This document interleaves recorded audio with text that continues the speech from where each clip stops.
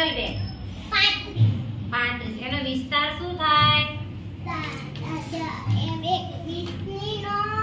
વિસ્તાર 30 વત્તા 5. ચલો આમાં દશક કેટલા છે? 35 માં 3 દશક અને એકમ કેટલા છે? 5. ચલો 30 એટલે 10 ની કેટલી નોટો લઈશું આપણે? 10 ની આપણે 3 નોટો લઈશું. ચલો 10 ની 3. ચલો લીધી 3 નોટો. 1 10 2 10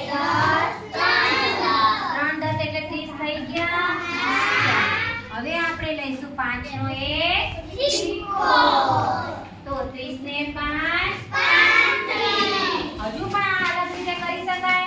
આપણે એક 10 ની નોટ અને 20 ની નોટ. જો 20 ની એક નોટ અને એક 10 ની એટલે 30 થયા. 20 ને 10 એક 5 નો સિક્કો. હવે 5 ના સિક્કાની જગ્યાએ આપણે શું લઈ શકાય?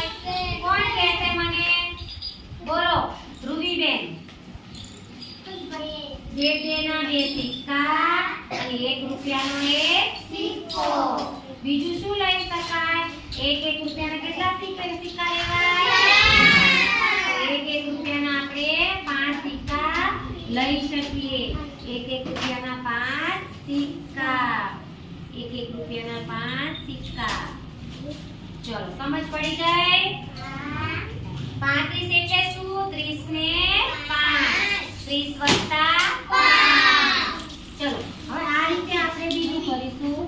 બીજો અંક લઈએ. જોજો બધા હું લખું છું, ધ્યાન આપજો. ચલો કઈ સંખ્યા છે આ? કોણ કહેશે મને? રુદ્રભાઈ.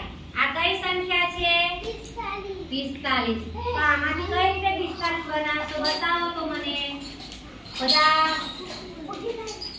રુદ્રભાઈને બનાવવા દો. ચલો રુદ્રભાઈ.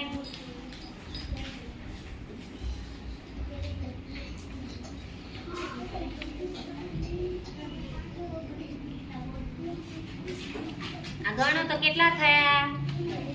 કેટલા થયા?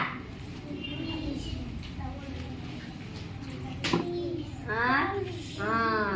તો આનો વિસ્તાર શું થાય?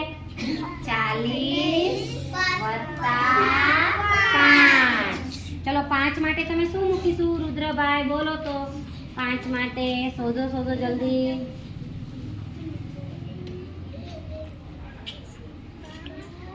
હા 2 ના સિક્કા અને 1 રૂપિયાનો સિક્કો અને 10 ની 2 નોટ અને 1 20 ની નોટ.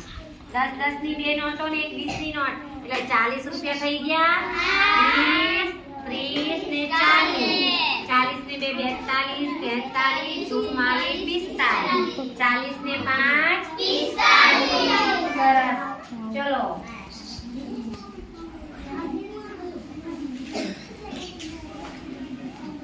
ચલો મૂકી દો. મજા આવી ગઈ?